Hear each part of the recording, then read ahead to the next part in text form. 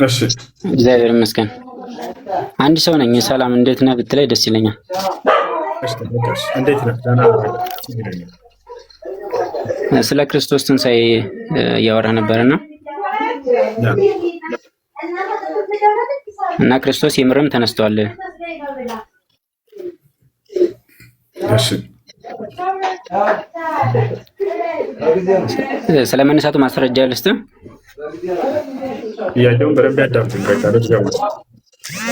ጥያቄውን በደንብ ያዳምጠኝ። እሺ ያዳምጠኝ።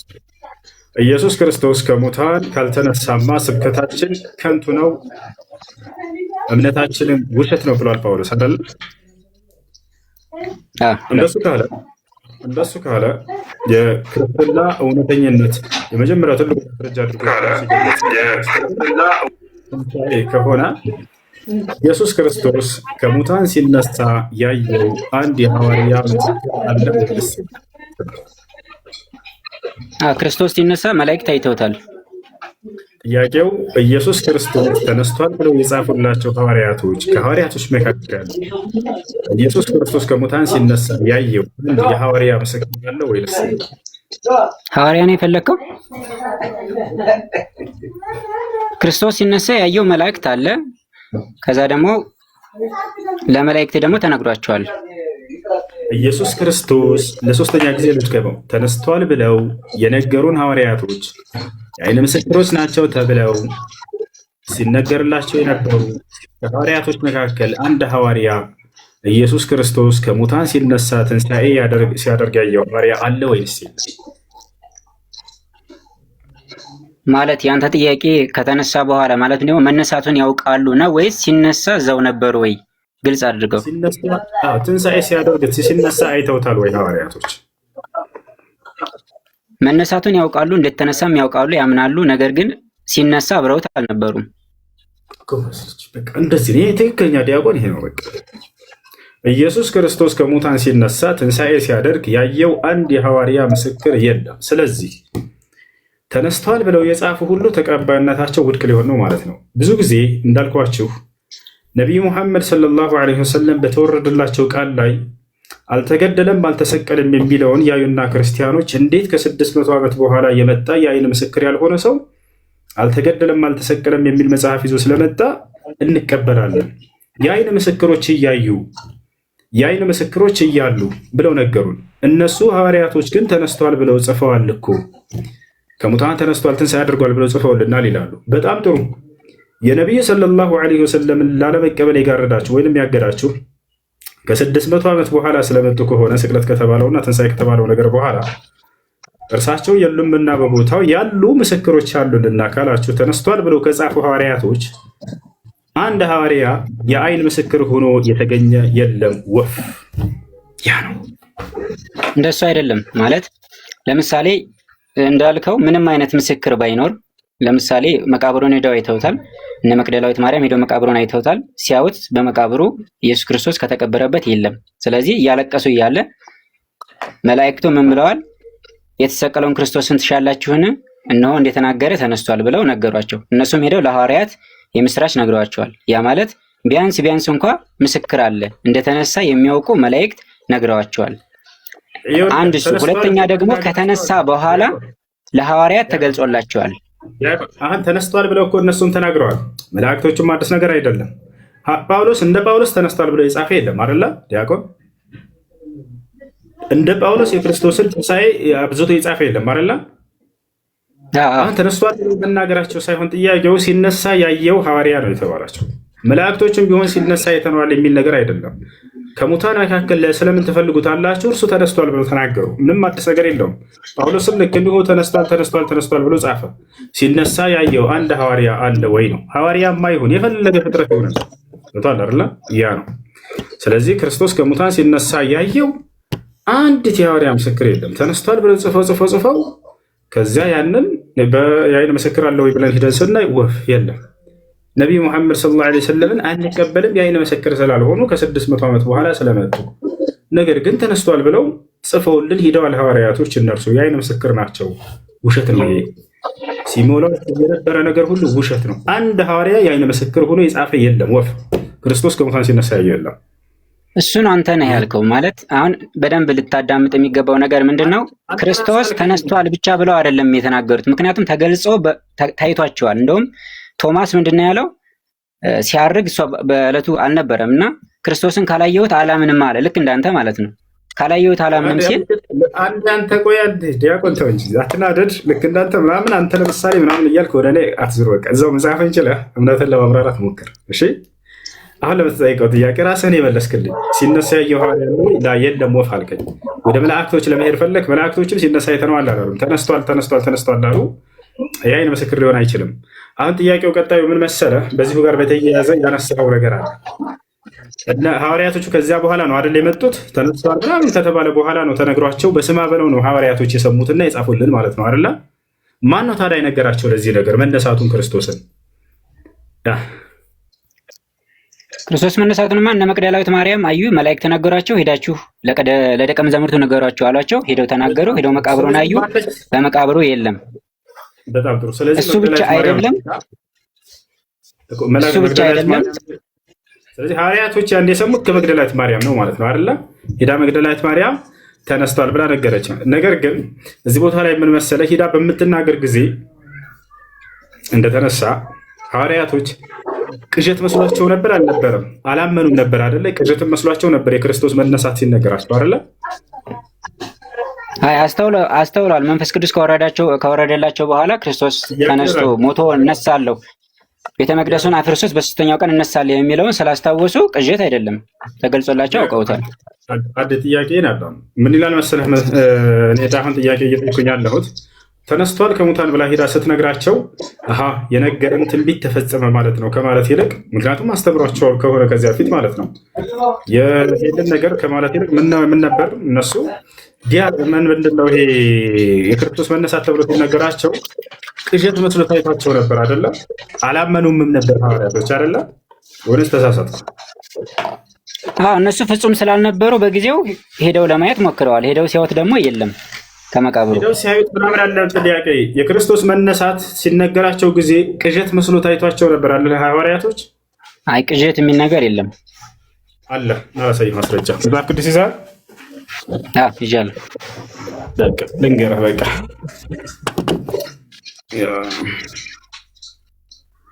ኧረ ሁሴን እያሉ ነው ኮሜንት ላይ ክርስቲያኖች ደንግጠዋል።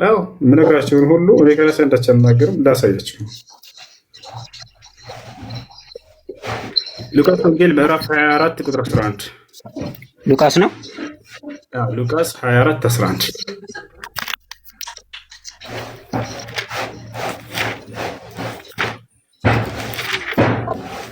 ከቁጥር ጀምሮ አንብበው 10 እና 11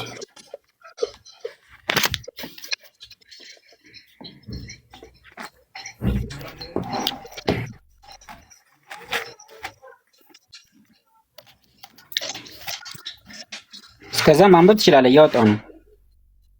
አንብበው፣ ችግር የለም። አንተ ብቃለህ። ሉቃስ ወንጌል ምዕራፍ 24 ቁጥር 11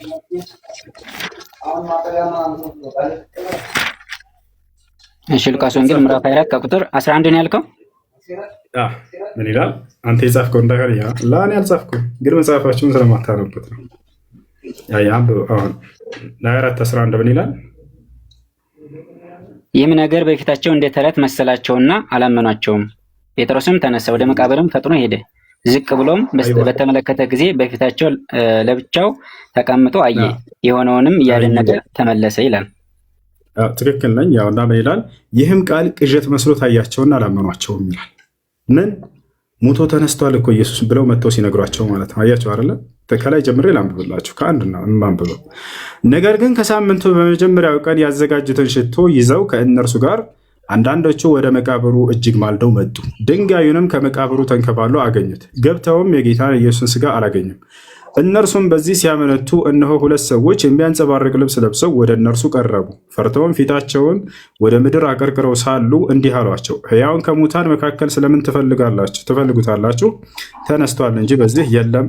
የሰው ልጅ በኃጢአተኞች እጅ አልፎ ሊሰጥና ሊሰቀል በሦስተኛው ቀን ሊነሳ ግድ ነው እያለ ገና በገሊላ ሳለ ለእናንተ እንደተናገረ አስቡ። ቃሎቹንም አሰቡ። ከመቃብሩም ተመልሰው ይህንን ሁሉ ለአስራ አንዱና ለሌሎቹ ሁሉ ነገሯቸው ይላል። ከዚያ ይህንም አንድ ሚዩት አድርጉ ልጆች፣ ዲያቆን አንድ ሚዩት አድርጉት። በደንብ አዳምጡ። 10 ላይ ምን ይላል? ይህንም ለሐዋርያት የነገሯቸው መግደላዊት ማርያምና ዮሐና የያዕቆብ እናት ማርያም ከእነርሱም ጋር የነበሩት ሌሎች ሴቶች ነበሩ። ይህም ቃል ቅዠት መስሎ ታያቸውና አላመኗቸውም አለ። ከዛ ለማረጋገጥ እንደገና ሐዋርያቶች ሄዱ። ቅዠት መስሎ ታይቷቸው አላመኑም ጭራሽ። ጴጥሮስ ግን ተነስቶ ወደ መቃብር ሮጠ። በዚያም ዝቅ ብሎ ሲመለከት የተልባ እግር ልብስን ብቻ አየ። በሆነውም ነገር እየተደነቀ ወደ ቤቱ ሄደ ይላል። ስለዚህ የክርስቶስ መነሳት ለሐዋርያቶች ሲነገራቸው ጊዜ ቅዠት መስሎ ታይቷቸው ነበር፣ አላመኑም ነበር። ከዛቻለ አይደል? ይህን ያስላል ዲያቆን እና ቅዠት መስሎ እንደታያቸው ይናገራል መጽሐፉ። ወደኋላ ያለውን አይተዋል? ከኋላ ያለውን አይተናል፣ ግን ቅዠት መስሎ እንደታያቸው አሁን አወቁ አይደለ ዲያቆን? ካልኩኩፍ እነሱ ተረት መስሏቸው አያቸው ይላል። ያ ማለት ፍጹም ስላልነበሩ እነሱ መንፈስ ቅዱስ በጊዜ ስላልወረደላቸው እንዳልኩ ቶማስም እኮ አላምንም ብሏል። ካላየሁኝ አላምንም ብሏል እንዳልከው ማለት ነው። ስለዚህ ከኋላ ግን ከቁጥር 5 ጀምሮ ያለውን ብናየው እዛው ሉቃስ ወንጌል ምዕራፍ 24 ላይ ያለውን ፈርተውም ፊታቸውን ወደ ምድር አቀረቀሩ። እነርሱም እንዲህ አሏቸው፣ ሕያውን ከሙታን ጋር ለምን ትሽታላችሁ? በዚህ የለም ተነስቷል። በገሊላ ሳለ ለእናንተ እንዲህ ሲል የተናገረውን አስቡ። የሰው ልጅ በኃጢአተኞች ሰዎች እጅ ተላልፎ ይሰጥ ዘንድ አለው። ይሰቅሉታል፣ ይገድሉታል፣ በሶስተኛውም ቀን ይነሳል። ቃሉንም አስቡ ይላል። ስለዚህ ያ የተናገረው ቃል እውን እንደሆነ አስቡ ይላል። ስለዚህ እነሱ ቢያንስ ያንን ቃል አስበው እንደተነሳ አምነዋል። ያዩት በጊዜው እነ መግደላዊት ማርያም እና ሌሎቹም ማለት ነው። ስለዚህ ሐዋርያት አሁን ልንመጣ አሁን መጣችላችሁ። ኢየሱስ ክርስቶስ ከሙታን ሲነሳ ያየው ማን ጋር ነው የሚረብሽ ድምፅ ያለው? ሄሎ፣ ማን ጋር ነው የሚረብሽ ድምፅ ያለው? ሜት አድርጉ ልጆች። እሺ፣ ሜት አድርጉ።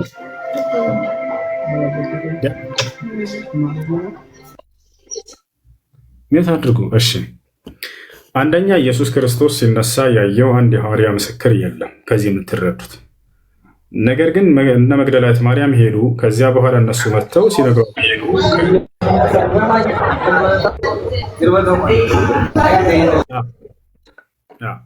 አንደኛ እነሱ አላዩ። አንደኛ ያ ነው። ሁለተኛ ነገር ምንድነው? እነ መግደላዊት ማርያም ሄደው ባዶ መቃብር አገኙ ነው። አለቀ በቃ።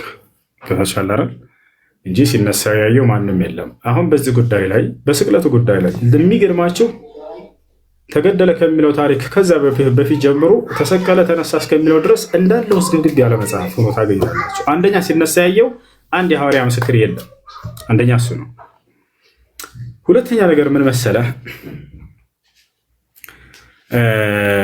ስለ መግደላዊት ማርያም የተነሳው በዚህ ጉዳይ ላይ ወደ መቃብሩ የመጣችው መግደላዊት ማርያም ነች ወይንስ አብረዋት ከእርሷ ጋር ሌሎች ነበሩ? ዲያቆን ሌሎችም አሉ። እሺ ሌሎችም አሉ። ትክክለኛው የማን ነው? የማቴዎስ ነው? የማርቆስ ነው? የሉቃስ ነው? የዮሐንስ ነው? የሁላቸውም የተለያየ ስለሆነ በዚህ ጉዳይ ላይ አንዱ አንዷን ሊጠቅስ ይችላል፣ አንዷ ሁለቱን ሊጠቅስ ይችላል፣ ሶስቱንም ሊጠቅስ ይችላል። ችግር የለውም። የሚጋጭ ነገር ስለሌለ መንፈስ ቅዱስ አንድ ነው አይደለ? ቃሉን የገለጠላቸው በጣም ጥሩ። እንደዚያ ከሆነ ለዮሐንስ የገለጠለት አንዷን ነው፣ ለሌላኛው ደግሞ ሌሎችን ገልጧል። ስለዚህ የተለያየ ቃል ነው የሚሰጣቸው ማለት ነው። መንፈስ ቅዱስ እኮ የሌለች ካለች ነው። ለምሳሌ አንዷ ጠቅሷት ሌላኛው ያልጠቀሳት ሊኖር ይችላል። ለምሳሌ ግን አንዷ ጠቅሷት ሌላኛው ባልነበረችበት የጠቀሳት ካለ ኢትስ ኦኬ፣ ችግር ሊኖር ይችላል፣ ሊጋጭ ይችላል። ጥያቄው ወደ መቃብሩ የመጣችው ብሎ ዮሐንስ ማን ነው? መግደላዊት ማርያም ነች አለ። ለሌላኛው ደግሞ ሌላ ይነግረዋል፣ ለሌላኛው ሌላ ይነግረዋል፣ ለሌላኛው ሌላ ይነግረዋል፣ ለሌላኛው ሌላ ይነግረዋል። የትኛው ትክክለኛው መንፈስ ቅዱስ የገለጠው ትክክለኛው ለየትኛው ነው? ለሁሉም በትክክል ተገልጾላቸዋል። ለምሳሌ ለአንዷ የተለያየ ለምን ሆነ? የተለያየማ አንዷን ጻፈ። ለምሳሌ እኔ አሁን የሆነ ሰዎች አየሁኝና እነንተናን አይቻለሁ ብዬ አንዱን ሰው ልጠቅስ ይችላለሁ። ሁለተኛው ሰው ደግሞ ሁሉንም ሊጠቅስ ይችላል። ልክ እንደዚህ በአንተ ምሳሌ አይደለም እንድትሰጠው ይፈልገው። መንፈስ ቅዱስ አንድ ቃል ነው አይደለም የሚገልጥላቸው ለሐዋርያቶች? አዎ። እንደሱ ከሆነ ለዮሐንስ የገለጠው ነው ትክክለኛ ወይንስ ለማርቆስ የገለጠው ነው? ምክንያቱም የሁለቱም የገለጠላቸው ቃል የተለያየ ሆኖ ስላገኘ ነው። አይለያይም። ለምሳሌ አልኩህ እኮ ለአንዱ ካልተለያየ ልናይ ነው። ካልተለያየ እንደ ዮሐንስ ወንጌል ወደ መቃብሩ የመጣችው ማን ነች? ስንት ነች? ዮሐንስ ወንጌልማ ምዕራፍ 20 ከቁጥር 25 ጀምሮ ያለውን ማንበብ እንችላለን። እንየው። ስንት ነው የተገለጠልን? ማን ነች ወደ መቃብሩ የመጣችው አለ ዮሐንስ? መቅደላዊት ማርያም ይላል። በጣም ጥሩ። ማቴዎስስ ምን አለ? ማቴዎስ ወንጌል መቅደላዊት ማርያም እና ሌላም የጠቀሰው አለ። ስንት? እሺ እንየው። ምዕራፍ 28 ላይ ይመስለኛል ያለው። ተመልከቱ። ማቴዎስ ወንጌል ምዕራፍ 28 በሰንበትም ማታ ለእሑድ አጥቢያ ማርያም መቅደላዊትና ሁለተኛዋ ማርያም መቃብሩን ሊያዩ መጡ ይላል። ስንት ናቸው? ሁለት። እሺ ዮሐንስ ስንት ናቸው ይላል? ዮሐንስ መቅደላዊት ማርያም ቆይ ቼክ ላድርገው። ዮሐንስ ወንጌል ምዕራፍ 20 ከቁጥር 25 መጽሐፍ ስለሆነ ስልክ ላይ ታወጣው ደስ ይለኛል።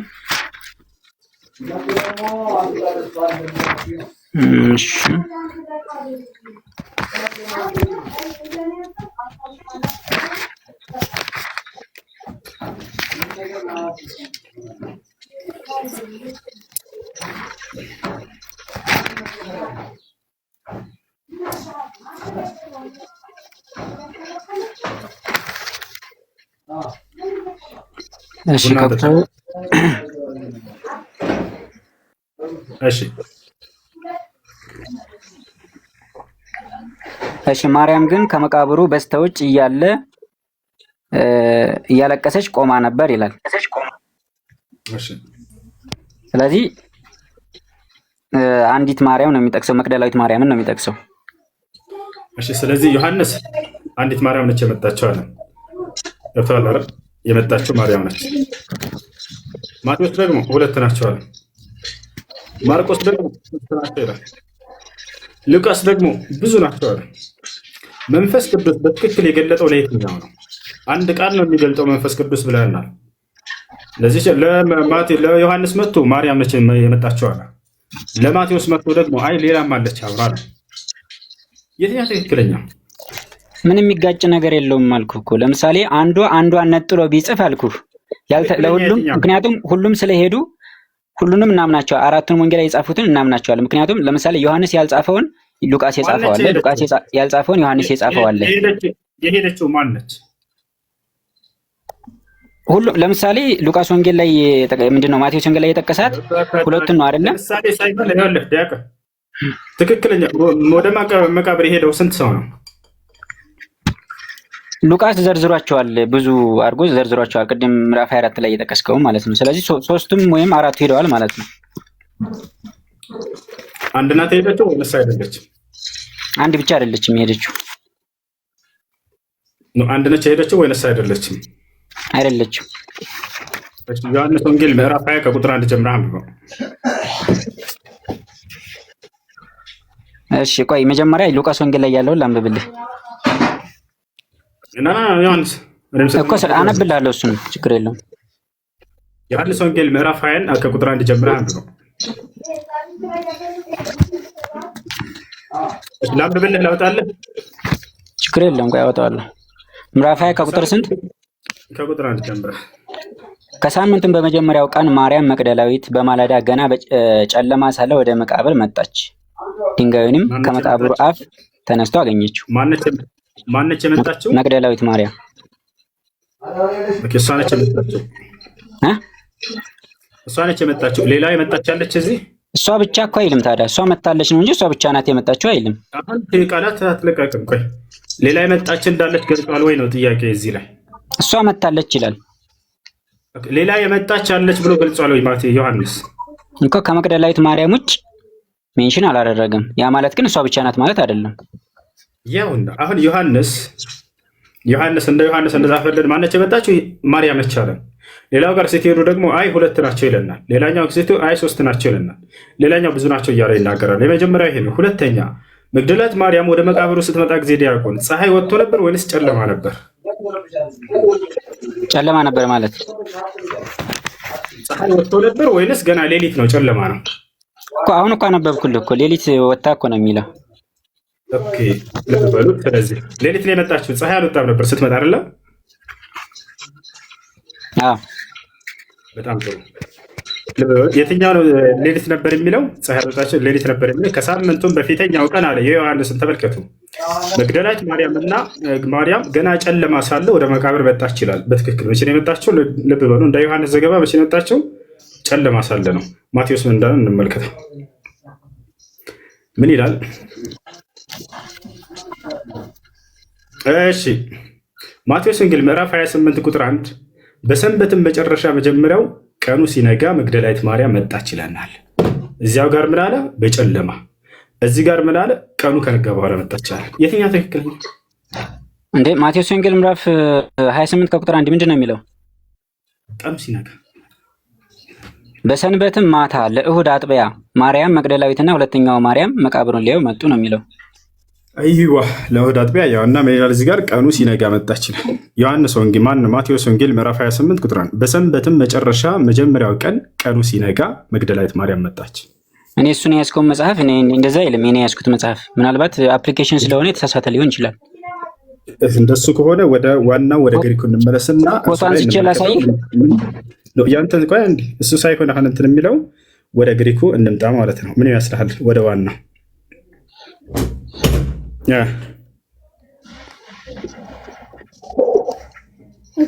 ፀሐይ ከወጣ በኋላ የሚለውን ናላሳየ ያውና እዚህ ጋር በቃ ይሄኛውን ወንጌል እናምጣ። እንዳው የማርቆስ ወንጌል ምዕራፍ 16 ከቁጥር 2 ይታያል። ዲያቆን ምን ይላል? እሱን እስኪ አንብበው።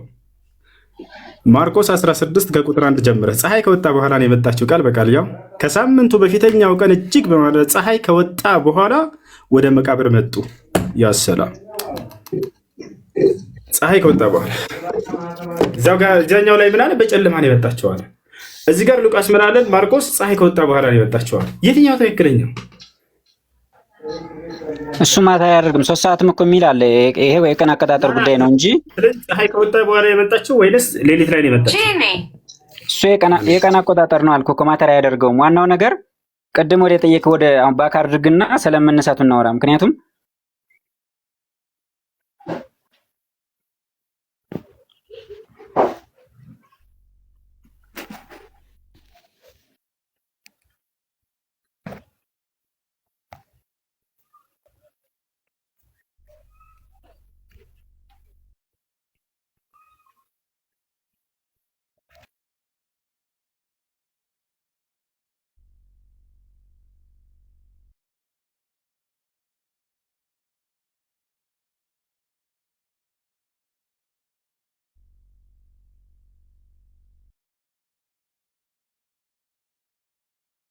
ወይንስ ፀሐይ ከወጣ በኋላ ነው አልኩ።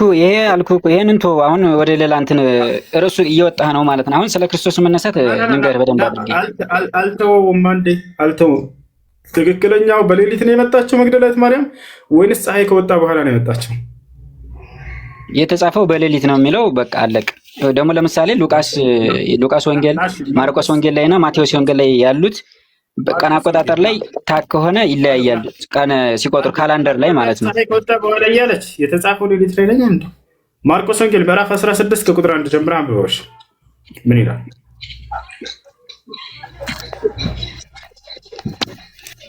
ርዕስ እኮ እየቀየርክ ነው አሁን ታውቀዋል። አትቀየረው። በስቅለቱና በሞቱና በትንሣኤ እስከ ትንሣኤ ድረስ ያለውን እንዳለ ያሉትን ግጭቶች ሁሉ ላነሳላችሁ ነው ዛሬ። ምንም ግጭት የለውም። እሱን ተው፣ እየተማሩ ነው ሌሎቹ። ስለዚህ አሁን መቼ ነው የመጣችው ስልህ ቅድም ሌሊት ነው አልከኝ። እዚህ ጋር ደግሞ ምን አለ? አይ ፀሐይ ከወጣ በኋላ ነው የመጣችው። የትኛው ትክክለኛው? በሌሊት ነው የመጣችው መግደላዊት ማርያም ወይንስ ፀሐይ ከወጣ በኋላ? ምንም ይሁን ግን ክርስቶስ ተነስቷል አልተነሳም ነው አይደል ጥያቄ? ውሸት ያደርገዋል የተተረከው ትርክት በሱ ዙሪያ ላይ እኮ እያልኩ ውሸት አይደለም። አንድ አዳምጠኝ። መነሳቱን መሰከሩ አይደለ? የአይነ ምስክሮች አምጡ ስንል አላዩም።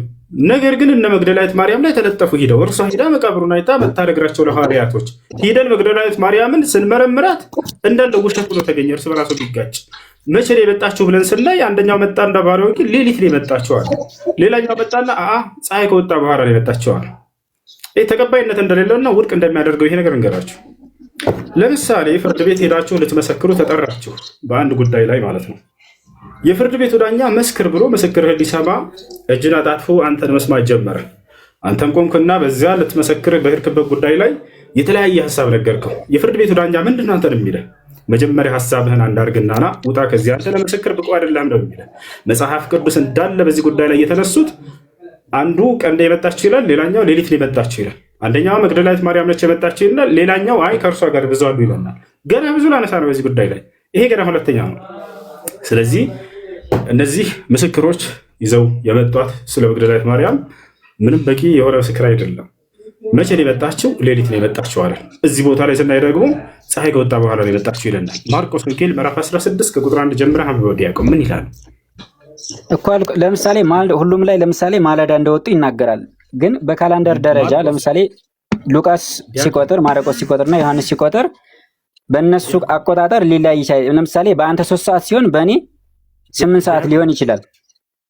ዲያቆን ፀሐይ ከወጣ በኋላ ነው የመጣችው መግደላዊት ማርያም ወይንስ ሌሊት ነው የመጣችው በጨለማ?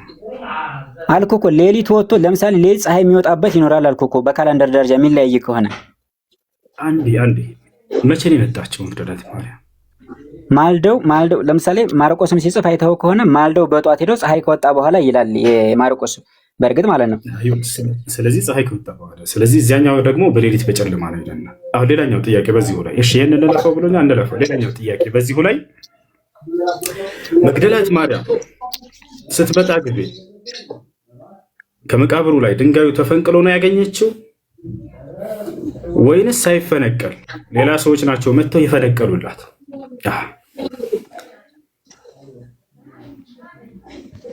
ዲያቆን ይመልስ። ተፈንቅሎ ነው ያገኘችው። በጣም ጥሩ። ደስ ከሆነ አሁን ሁሉንም ተፈንቅሎ ነው ያገኘችው። ልብ በሉ። በሌላኛው ወንጌል ላይ ምን ይላል?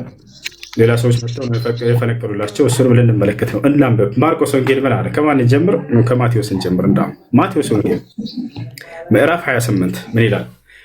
በሰንበትም መጨረሻ መጀመሪያ ቀኑ ሲነጋ መግደላዊት ማርያም እና ሁለተኛይቱ ማርያም መቃብሩን ሊያዩ መጡ። እነሆም የጌታ መልአክ ከሰማይ ስለወረደ ታላቅ የምድር መናወጥ ስለሆነ ቀርቦም ድንጋዩን አንከባሎ በላዩ ተቀመጠ አለ። መቼ ነው የመጣቸው? እርሷ ድንጋዩ ሳይንከባለል ሳይፈነቀል በፊት ነው የመጣቸው አይደለ? ከዚያ በኋላ መልአኩ መጥቶ ፈንቅሎ ድንጋዩን ተቀመጠ በእርሱ ላይ አይደለ? ማን ይሄን ያለን? ማቴዎስ። ማርቆስ ምን እንዳለ ደግሞ ተመልከቱ። ማርቆስ 16 ሰንበትም ካለፈ በኋላ መግደላዊት ማርያም፣ የያዕቆብ እናት ማርያም፣ ሰሎሜ መጥተው ሊቀቡት ሽቶ ገዙ። ከሳምንቱም በፊተኛው ቀን እጅግ በማለዳ ፀሐይ ከወጣ በኋላ ወደ መቃብር መጡ። እርስ በርሳቸውም ድንጋዩን ከመቃብር ደጃፍ ማን ያንከባልልናል ይባባሉ ነበር አለ። ማን ያንከባልልናል ይባባሉ ነበር። ድንጋዩ ገብታችኋል አይደለ? ያ ነው። ቅድም ብለናል። አሁን ሉቃስን እንመልከት። ምን እንዳለ ቅድም ድንጋዩ ማን ያንከባልልናል ሲሉ ነበር አይደለም? የአሁኑ ላይ ድንጋዩ ማን ያንከባልልናል ሲሉ ነበር። የሉቃስ ወንጌል ደግሞ ምን አለ? ነገር ግን ከሳምንቱ መጀመሪያው ቀን ያዘጋጁትን ሽቶ ይዘው ከእነርሱም ጋር አንዳንዶቹ ወደ መቃብሩ እጅግ ማልደው መጡ። ድንጋዩን ከመቃብሩ ተንከባሎ አገኙት አለ። ቅድምስ ላላላ ማን ያንከባልልናል ብለው ጥያቄ ላይ ነበሩ ይለናል ያኛው። እዚህ ጋር ደግሞ ሉቃስ መጥቶ ተንከባሎ ነው ያገኙት አለ። የትኛው ትክክለኛው? ሲመጡ ጊዜ እነ መግደላዊት ማርያም ድንጋዩ ተንከባሎ ነው ያገኙት ወይንስ የሚያንከባልላቸው ሰው ፍለጋ ላይ ነበሩ? ማን ነው የሚያንከባልልን ብለው ፍለጋ ላይ ጀምሩ ይለናል ያኛው። ይሄኛው ምናለ? ይሄ ግን ተንከባሎ አግኝተውታል። ይሄ ነው። ሌላኛው ነገር ዲያቆን እነ መግደላዊት ማርያም ሲመጡ ጊዜ ወደ መቃብሩ መልአክ ነው ያገኙት ወይንስ ሰዎችን ነበር ያገኙት? እነዚህ ድንጋዩን ያንከባለሉት ከሙታን ተነስተዋል እያሉ ሲነግሯቸው ነበሩ መልአክ ናቸው ወይንስ? አሁን ኋላ የተናገርከው ላይ ማቴዎስ ነው መቃብሩን ማለት እንትኑን ድንጋዩ ማን ያንከባልልናል እያሉ የጠየቁት ማቴዎስ ወንጌል ላይ የተጻፈው ነው? ማርቆስ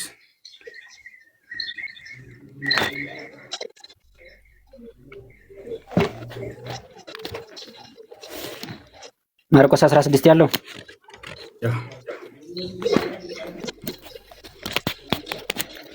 እሺ። በሰንበትም ባለፈች ጊዜ ማርያም መግደላዊት፣ ያዕቆብ ማለት ማርያም፣ ሰሎሜም መጥተው ስጋውን ሊቀብሹ ተቀቡ። በእሑድ ሰንበትም እጅግ ማልደው ፀሐይ በወጣ ጊዜ ወደ መቃብር ሄደው እርስ በርሳቸውም ድንጋዩን ከመቃብሩ አፍ ላይ ማን ያነሳልናል አሉ። ድንጋይቱም እጅግ ታላቅ ነበረችና አሸቅበውም በተመለከቱ ጊዜ ድንጋይቱ ተንከባላ አዩ። ያ ማለት እኮ እነሱ ከመጡ ነው የተንከባለለው ማለት አይደለም ይሄ። ምክንያቱም እነሱ ማን ያንከባልልና ብለው የሚያስቡት ገና በመጀመሪያ ታላቅ ድንጋይ ተጭኖበት እንደነበረ ስለሚያውቁ ማን ያንከባልልናል ብለው ነበር። ምክንያቱም ሽቶ ሊቀቡ ነው እየሄዱ ያሉት። ማን ነው ድንጋይን የሚያንከባልልልን ብለው ራሳቸውን በመጠየቅ ላይ ነበሩ አይደለ? አዎ ገና ሲሄድ ሽቱ ሊቀቡ ነው እየሄዱ ያሉት። መቃብሩን እኮ ሽቱ ለመቀባት ነው እነሱ እያሰቡ ያሉት። ሉቃስ ደግሞ ምን አለ? ልክ ሲመጡ ጊዜ ተንከባሉ ነው ያገኙት ራሳቸው። እንደ ይሄ እኮ እያለ ያለው ሲመጡ አልተንከባለለውም፣ ደግሞ ሄደው ሳይንከባለል አግኝተውት የሆነ ከዛ በኋላ አንከባለልላቸው ሳይሆን ገና እየሄዱ እያለ ሽቱ ሊቀቡ እየሄዱ ስለነበረ ያለ ማን ያነሳልናል ማን ያንከባልልናል እያሉ ነው አለን እኮ ገና ሳያዩት ሳይሄዱ ማለት ሳይደርሱ እንደዛው ነው የሚለው። በደንብ አንብበው እስኪ ላንብብልህ ከቁጥር 2 ጀምሮ። በእሑድ ሰንበትም እጅግ ማልደው ፀሐይ በወጣ ጊዜ ወደ መቃብር ሄዱ። እርስ በርሳቸውም ድንጋይቱን ከመቃብሩ አፍ ላይ ማን ያነሳልናል አሉ። ድንጋይቱ እጅግ ታላቅ ነበረችና። ከዛስ አሸቅበውን በተመለከቱ ጊዜ ድንጋይቱ ተንከባላ አዩ። ስለዚህ ሲመጡ ጊዜ ማን ያንከባልልልናል ማን ያነሳልናል ይሄን ድንጋይ እያሉ እየጠየቁ ነበር እነዚህ ሴቶች። ገብተዋል አይደለ? አሁን ቀጥታ ሉቃስን አንብበው ምን እንደሚል። ገና ሲመጡ ምንም ይሄ ጥያቄ አልተነሳባቸውም። ሲመጡ ገና እሺ ጨርስ ላሳየህ ነው። ጨርስ። ልክ ሲመጡ ጊዜ ተንከባሉ አግኝተውታል ይላል ሉቃስ ላይ ስትሄድ ደግሞ ማለት ነው። ሉቃስን አንብበው። ሉቃስ ወንጌል የምዕራፍ ሉቃስ ወንጌል ምዕራፍ 24 ምዕራፍ 24 ቁጥር 3 ምን ይላል? ምዕራፍ 24 ቁጥር 2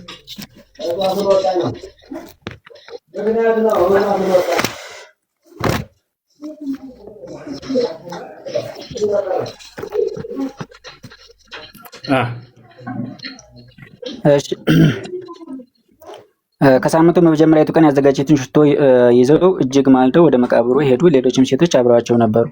ያችንም ድንጋይ ከመቃብሩ ላይ ተንከባላ አዩአት። ገብተውም የጌታችን ኢየሱስን ስጋ አላገኙም። ምንም እኮ ታዲያ ይሄ የሚለይ ነገር የለውም። አሁን እያለ ያለው የሉቃስ ወንጌል ምንድነው? የማርቆስ ወንጌል እያለ ያለው ገና ሲሄዱ ማን ያንከባልልልናል ብለው ፈርተው ነበረ ነው። ነገር ግን አሸቅበው ሲያዩ ተንከባላ አዩአት ነው የሚለው። ሉቃስ ልክ ሲመጡ ጊዜ ተንከባሉ አግኝተውታል አለ። ማርቆስ ግን ምን አሉ? ልክ ሲመጡ ጊዜ ማን ነው የሚያንከባልልልን ይችን ድንጋይ ብለው ጥያቄ ውስጥ ገብተዋል። ከዚያ በኋላ እንደገና ተንከባለለላቸው። ገብተዋል አይደለ? ያን ነው እያለን ያለው ማለት ነው። ይህን ይመስላል። እሺ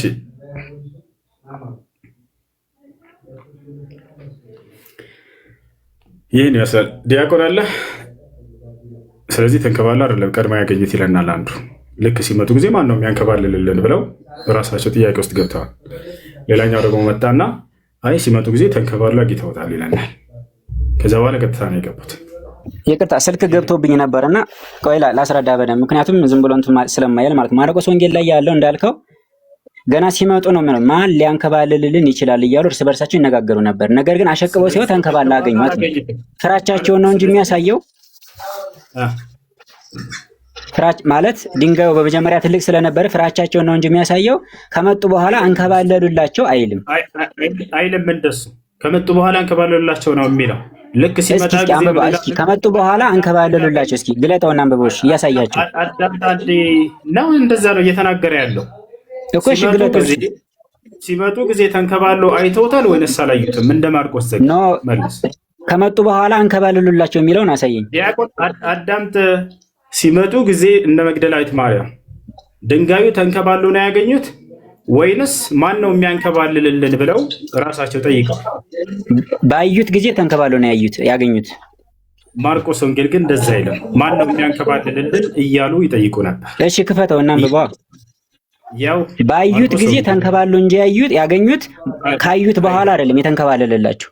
እና አዳምጥ። ያው ሰንበትም ካለፈ በኋላ መግደላዊት ማርያም፣ የያዕቆብ እናት ማርያም፣ ሰሎሜ መጥተው ሊቀበሉት ሽቶ ገዙ። ከሳምንቱም በፊተኛው ቀን እጅግ በማለዳ ፀሐይ ከወጣ በኋላ ወደ መቃብሩ መጡ። እርስ በርሳቸውም ድንጋዩን ከመቃብር ደጃፍ ማን ያንከባልልናል ይባባሉም ነበር አለ። ያው ገና እየሄዱ እያለ ማለት ነው። ገና እየሄዱ አይደለም፣ ከሄዱ በኋላ ነው መቃብሩ ላይ ደርሰው። ኖ እስኪ እሺ ቀጥል፣ አንብበው ጨርሰው። ያው መቃብሩ ጋር ከደረሱ በኋላ ያው ወደ መቃብር መጡ አለ። ከዚያ በኋላ ነው እየተናገረ እኮ መቃብሩ ከመጡ በኋላ ነው ይሄን ቃል እየተነጋገሩ ያሉት እንጂ ሳይሄዱ በፊት አልክ አንተ። እንደዚህ እንግዲህ ተሳስተሃል። ምክንያቱም ባዩት ጊዜ ተንከባሉ አገኙት ይላል። ያውና ባዩት መቃብሩ ምን ይላል? እርስ በርሳቸውም ድንጋይን ከመቃብር ደጃፍ ማን ያንከባልልናል አሉ አለ። እንደዚህ ይባባሉ ነበር እነዚህ ሴቶች። መቼ? ከመጡ በኋላ ጨርሰው። እሺ ከዛማ ተንከባለለላቸው። ያው አንብበው ቀጥታ። ያው ችግር የለውም። እርስ በርሳቸው ድንጋይን ከመቃብር ደጃፍ ማን ያንከባልልናል ይባባሉ ነበር። መቼ? ከመጡ በኋላ። አንተ ግን ምን አልከን? ሳይመጡ በፊት ነው ይሄን የተባባሉት አልክ። ሳይመጡ ጨርሰው። እሺ እኮ ከመጡ በኋላ አለመሆኑ እስኪ ጨርሰውና አንብበው። ለመሆኑ አትበል እንጂ ነው እያሳየህ እኮ ነው። ቆይ ላሳየህ። ሰው የራሱ መጽሐፉን የካደ ነው እንዴ? ነው ከመጡ በኋላ ነው። ቁጥር 2 አንብበው። ምን ይላል? ድንጋዩ እሺ ቁጥር ከሳምንቱም በፊት ቀን እጅግ በማለዳ ፀሐይ ከወጣ በኋላ ይመስለኛል ተቆርጧል። ወደ መቃብር መጡ። እርስ በርሳቸውም ድንጋዩን ከመቃብሩ ደጃፍ ማን ያንከባልልልናል ይባባሉ ነበር። ይሄን የተባባሉት መቃብሩ ከመጡ በኋላ ነው ሳይመጡ በፊት? አንተ እንዳልከው ወደ መቃብር መጡ አለ። አይ መጥተዋል። ስለዚህ ከአንተ ምን አልከን ቅድም? መቃብሩ ሳይመጡ በፊት ነው ይሄን ሲባባሉ የነበሩት አልክ አይደል? እኮ ታች ያለውን እናንብበው አንጨርሰው። እንደዛ መሆን እኮ ታች ድንጋዩ ታነባለህ፣ ችግር የለውም። ግን አንተ ምን አልከን? መቃብሩ ሳይመጡ በፊት ነው ሲነጋገሩ የነበረው አልከን። ተሳስተሃል። አልተሳሳትክም እኮ ወደ መቃብሩ እኮ እየሄዱ እንደሆነ እኮ ወደ መቃብሩ እየመጡ እንደሆነ እኮ ግልጽ ነው። ከላይ ይናገራል። መጥተዋል፣ ወደ መቃብሩ መጡ ብሎ ገለጸ። እየመጡ ወደ መቃብሩ መጡ። ከዚያ በኋላ ማን ያንከባልልናል ተባባሉ። ያው ከዛ በኋላ ተንከባለለላቸው። እሱ ላይ እኮ ጥያቄ የለንም። አንተ ግን ያልከው ምንድን ነው? ወደ መቃብር ሳይሄዱ በፊት ነው ያን ሲባባሉ የነበረው አልክ። ነገር ግን መጽሐፉ የሚለው መቃብሩ መጡ ካለ በኋላ ነው ድንጋዩም ማን ያንከባልልናል ሲሉ የነበረው። እሱ ላይ ነው ጥያቄ። ወደ መቃብሩ መጡ አላደለ? ከዛስ ወደ መቃብሩ መጡ ማለት መምጣታቸውን እያሳየ ነው። መጥተዋል መቃብሩ። ከዛስ በኋላ ባዩት ጊዜ ይላል። ባዩት ጊዜ ተንከባለው አዩት። እሱ ላይ ጥያቄ የለንም። ተንከባለል። ከዚያ በኋላ እኮ ባዩት ጊዜ ሳይመጡ በፊት ነው ማን ያንከባልልናል ሲሉ የነበረው አልክ። ነገር ግን እንደዛ አይደለም መጽሐፉ የሚለው ከመጡ በኋላ ነው። መጡ አለና ከመጡ በኋላ ወደ መቃብሩ መጡ ካለ በኋላ ማን ነው የሚያንከባልልልን ሲባባሉ ነበር አለ። ነገር ግን ሌላኛው ወንጌል ላይ ሉቃስ ላይ ምን ይላል? ማን ያንከባልልናል ምናምን ብሎ ሂሳብ የለም። ገና ሲመጡ ተከፍቶ አግኝተውታል። በቃ ድንጋዩን ተነስቶ ራሳቸው አግኝተውታል ነው ይታል አይደል? ሉቃስ ወንጌል ምዕራፍ 24 ቁጥር 1 ምን ይላል ተመልከቱ። ነገር ግን ከሳምንቱ በመጀመሪያው ቀን ያዘጋጁትን ሽቶ ይዘው ከእነርሱም ጋር አንዳንዶቹ ወደ መቃብሩ እጅግ ማልደው መጡ። ከዚያስ ማን ያንከባልልናል ምናምን ወፍ ድንጋዩን ከመቃብሩ ተንከባሉ አገኙ ይላል። ይሄ ነው።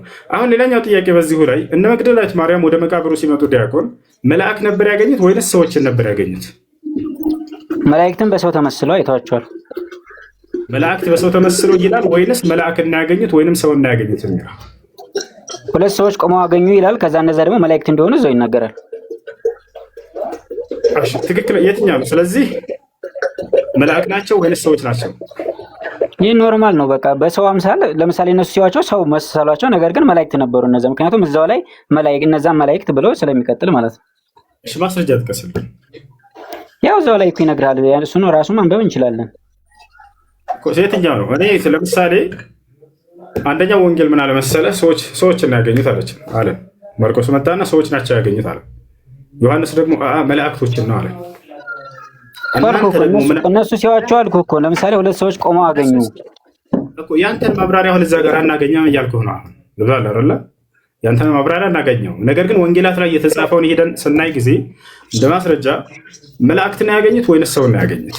አይ መልአክን በሰው የተገለጡ መላእክቶች ናቸው የምትለን ከሆነ እንደሱ የሚልበት ካለ ታሳየናለህ፣ ችግር የለውም። ነገር ግን አሁን ጥያቄ ምንድነው? ሲመጡ ጊዜ እነ መግደላዊት ማርያም አንዱ መጥቶ መልአክን ያገኙት አለ፣ ሌላው መጥቶ ደግሞ አይ ሰዎችን ያገኙት አለ። የትኛውን ነው ያገኙት? መላእክትን ያገኙት። በጣም ጥሩ። እንግዲህ አሁንስ የሁሉንም ወንጌላቶች ምን እንደሚሉ ከመጀመሪያው እናንብብ። ተመልከቱ። ማቴዎስን እንጀምር። ማቴዎስ ወንጌል ምዕራፍ 28 ከቁጥር 1 ጀምሮ በሰንበት መጀመሪያው ቀን ሲነጋ መግደላዊት ማርያም እና ሁለተኛይቱ ማርያም መቃብሩን ሊያዩ መጡ። እነሆም የጌታ መልአክ ከሰማይ ስለወረደ ታላቅ የምድር መናወጥ ሆነ። ቀርቦም ድንጋዩን አንከባሎ በላዩ ተቀመጠ። መልአኩም እንደ መብረቅ ልብሱም እንደ በረዶ ነጭ ነበረ እያለ ይናገራል። ስለዚህ ምንድነው ያገኙት ሲመጡ ጊዜ መልአክ አይደል ዲያቆን? በጣም ጥሩ። ይሄን ያለው ማን ነው? ማቴዎስ። ቀጣዩ እስኪ ምን ይላል? ማርቆስ ተመልከቱ። ማርቆስ ወንጌል ምዕራፍ 16 ከቁጥር 1 ሰንበትም ካለፈ በኋላ መግደላዊት ማርያም፣ የያዕቆብ እናት ማርያም፣ ሰሎሜ መጥተው ሊቀቡት ሽቶ ገዙ። ከሳምንቱም በፊተኛው ቀን እጅግ በማለዳ ፀሐይ ከወጣ በኋላ ወደ መቃብር መጡ። እርስ በርሳቸው ድንጋዩን ከመቃብር ደጃፍ ማን ያንከባልልና ሊባባሉ ነበር። ድንጋዩም እጅግ ትልቅ ነበርና አሻቅበው አይተው ድንጋዩ ተንከባሎ እንደነበር ተመለከቱ። ወደ መቃብሩም ገብተው ነጭ ልብስ የተጎናጸፈ ጎልማሳ በቀኝ በኩል ተቀምጦ አዩና ደነገጡ። መልአክ ናቸው ይለናል እዚህ ወይንስ አይልም? ዲያቆን ማርቆስ ምን አልከኝ? መልአክ ናቸው አለን ወይንስ ምን አለ ማርቆስ? መልአክ የሚለውን ወፍ በሰው አምሳል እንደሆነ ሁለቱ ጎልማሶች ነው የሚለው። አንተ አልክ በሰው አምሳል የሆነ ጎልማሳ አይልም። እሺ ሉቃስን አንብበው። ወደ ሉቃስ እንሂድ። አያቸው አይደለ? ማቴዎስ ምን አለ? መልአክ ናቸው አለን። ማርቆስ ጋር ስትመጡ ወፍ መልአክ የሚባል ሂሳብ የለም። ሉቃስ ደግሞ ምን እንደሚል ጉድ ተመልከቱ። እንዳለ የሚጋጭ ምንታታ ያልኳችሁ አንዱ ያለውን ሌላኛው አይጠቅሰውም፣ ሌላኛው የጠቀሰውን ይሄኛው አይለው። አሁን ወደ ሉቃስ እንሂድ። ሉቃስ ወንጌል ምዕራፍ 24 ከቁጥር 1 ነገር ግን ከሳምንቱ በመጀመሪያው ቀን ያዘጋጁትን ሽቶ ይዘው ከእነርሱም ጋር አንዳንዶቹ ወደ መቃብሩ እጅግ ማልደው መጡ። ድንጋዩን ከመቃብሩ ተፈንቅሎ አገኙት። ገብተውም የጌታ ኢየሱስ ክርስቶስን ሥጋ አላገኙም። እነርሱም በዚህ ሲያመነቱ እነሆ ሁለት ሰዎች የሚያንጸባርቅ ልብስ ለብሰው ወደ እነርሱ ቀረቡ አለ። እዚህ ጋር ምን አለን? ሁለት ሰዎች አለን። ማቴዎስ ምን አለ? መላእክቶች ናቸው አለ። ማርቆስ ምን አለ? አንድ ጎልማሳ ሰው ነው አለ። ያሰላ እዚህ አንድ ጎልማሳ ሰው ነው ይለናል። እዚህ ሁለት ሰዎች ናቸው አለ። እዛ ጋር ደግሞ ዋይ መላእክቶች ናቸው ይለናል። ያኛው እንዳለ ክርስቶስ። እስኪ ዮሐንስ ምን እንዳለ እንመልከት። ደግሞ ሌላ ታሪክ ነው ደግሞ ዮሐንስ ወንጌል ምዕራፍ 20 ከቁጥር 1 ከሳምንቱም በፊተኛው ቀን መግደላዊት ማርያምን ገና ጨለማ ሳለ ማለዳ ወደ መቃብር መጣች። ድንጋዩን ከመቃብሩ ተፈንቅሎ አየች። እየሮጠችም ወደ ስምዖን ጴጥሮስና ኢየሱስ ይወደው ወደ ነበረው ወደ ሌላው ደቀ መዛሙርት መጥታ ኢየሱስ ከመቃብር ወስደውታል፣ ወዴትም እንዳኖሩት አናውቅም አለቻቸው። ስለዚህ ጴጥሮስና ሌላው ደቀ መዝሙር መጥተው ወደ መቃብሩ ሄዱ። ሁለቱም አብረው ሮጡ። ሌላው ደቀ መዝሙር እያለ ይናገራል። ተመልከቱ። እዚህ ጋር ደግሞ መልአክ ነው፣ ሰው ነው፣ ጋኔን ነው፣ ምንም የሚታወቅ ነገር የለውም። እቺ አንድ ነገር ልንገርህ። ምን መሰለህ? ለምሳሌ አሁን አንተ መጽሐፍ ቅዱስን አየህ፣ አሁን አበብክ፣ ተረጎምክ አይደለ? አልተረጎምኩም። ሰው የሚለውን እኮ አልተረጎምክም። ሰው የሚለውን ሰው ነው አልክ፣ መላእክት የሚለውን መላእክት ነው አልክ። እኛ ደግሞ ይሄንን በመንፈስ ቅዱስ ተመርተው የተረጎሙልን አባቶቻችን አሉ። ለምሳሌ እኛ ሰው ነው ብለን ጥያቄ እንጠይቃለን። ልክ እንዳንተ እነዛ ጋር ሰው ይላል፣ እዛኛው መላእክት ይላል። እንዴት ነው ብለን ስንጠይቅ መተርጉማን በሰው አምሳል መላእክት ተገልጠው ነው ብለው አሁን እንትኑ ካለ መግለጥ ትችላለህ።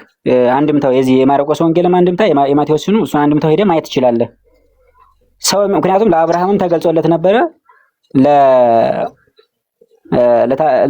በብሉይ ኪዳን ለነበረ አባቶች በሰው አምሳል ይገለጻል፣ በመላእክት አምሳልም በተለያየ አምሳል መላእክት በራሳቸውም ሊገለጹ ይችላሉ፣ ወይም ደግሞ በሰው አምሳልም ሊገለጹ ይችላሉ። ያ ደግሞ የእግዚአብሔር ፈቃዱ ነው፣ ወይም ደግሞ ለሰዎቹ በሚገባቸው መልክ ይገለጻሉ።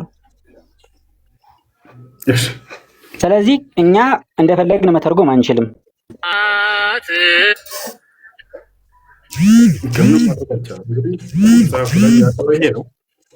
ይሄ ከነሳት መካከል እንደው ጥቂቱ ነው። ከነሳት መካከል ጥቂቱ ነው የሚገርማቸው።